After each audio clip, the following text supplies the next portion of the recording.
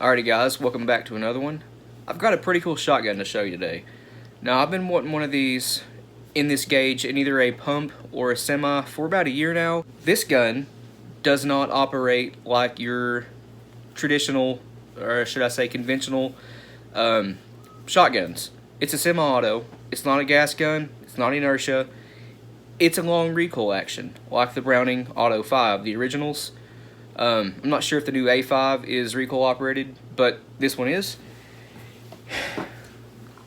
We have us a Remington 1148 with a Polychoke. These things are ugly as all sin, but extremely useful. Now, this Polychoke, it happens to go from, well, at least the choke says, improved cylinder all the way to full. But if you turn it one click before the improved cylinder setting, you can actually watch the grooves. I don't know if you guys can see them, maybe. Those little cuts in the barrel in there, you can watch those open up to cylinder bore.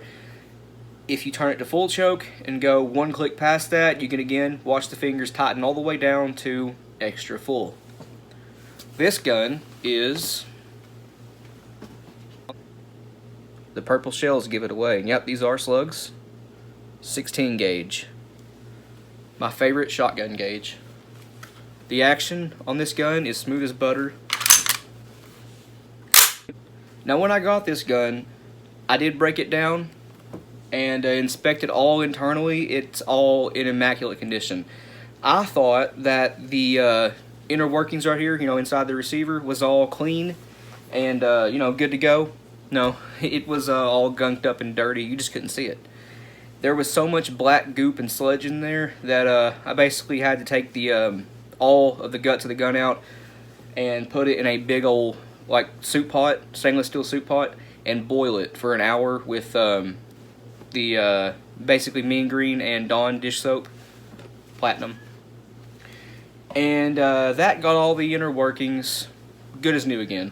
You can't ever tell. You can't even tell that they were all gunked up and sludgy to begin with. If you guys have never seen a long recoil action shotgun, think the Barrett M82. The barrel reciprocates into the receiver. I'm going to push on the barrel. You can see it right there. I'm going to actually try to get it to lock the bolt back here.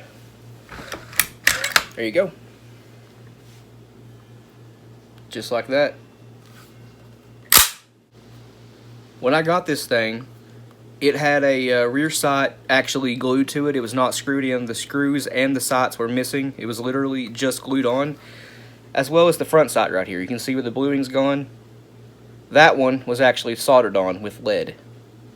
Still has a front sight bead, so not a big issue. I am going to re-blue the missing, the patches right there. The reason I took the sights off was because I stopped at my mom's house to let my brother see it on the way back home from the gun shop, and I let the bolt go home and the rear sight fell off. It was a Weaver sight, and like I said, it was just glued on with literally super glue. And the front sight, I took it off because it had no sights either. It was also not screwed on. It was soldered on, and it obscured the actual front sight bead that's on the Polychoke. So if I didn't take the front sight mount off, then I would have had no sight at all. The gun is chambered for 2 3/4 inch 16 gauge shells or shorter. It says it right there on the barrel. Not sure if you guys can make that out or not, but it says 16 gauge 2 3/4 or shorter shells.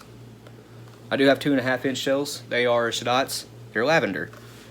Not quite as dark as these Federals here, but they're still purple. 16 gauges are should be always purple. If you guys have never seen or used a Polychoke before, this is how it works. We have this set to improved cylinder right now, IC. If I want to turn that to, what's the next one on here?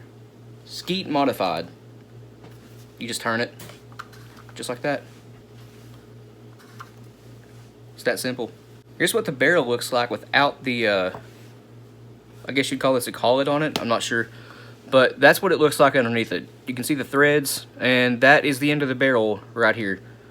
You can see the splits in it. You just tighten this down, and it squeezes these little fingers in. That's how it works. It's pretty genius and pretty awesome. These guns were made 1949 to 1968, and this thing is in actually pretty good shape for its age. Really nice checkering, still very detailed. Not a lot of gouges in the wood. On this side there's a few. A little bit of finish missing, but nothing major. The stock here is in pretty good shape too. Again, it's got a few little gouges in the wood. Finish missing in a few places, but that's to be expected. No cracks in the wood whatsoever.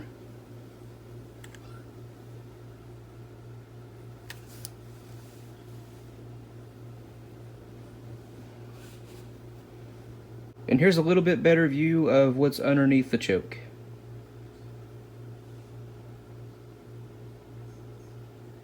And that is the 16 gauge that can do it all, from buckshot, birdshot, slugs, all with the turn of a choke. Now you can obviously fire Foster slugs through a full choke, like these right here. Those are Federal Foster slugs. They will go through a full choke just fine. They are pure soft lead and they're hollow. They'll swage right through any choke, although accuracy might suffer through a full choke.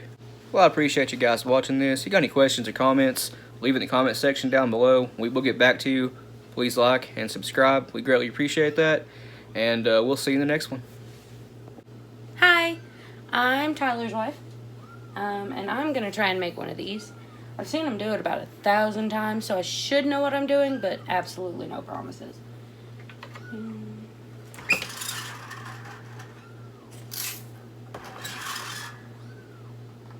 Oh yeah, and I'm going to put this thing in there.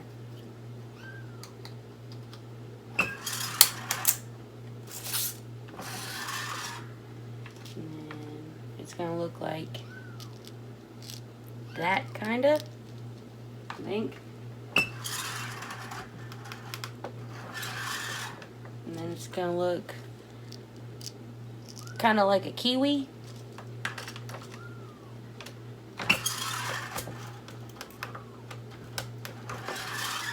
Oh, and then it's gonna look like this, kinda like a sand dollar, but green.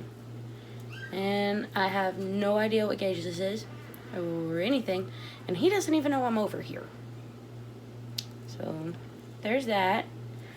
Hope you guys like this video. If you see this, if you don't, okay. But like, comment, subscribe.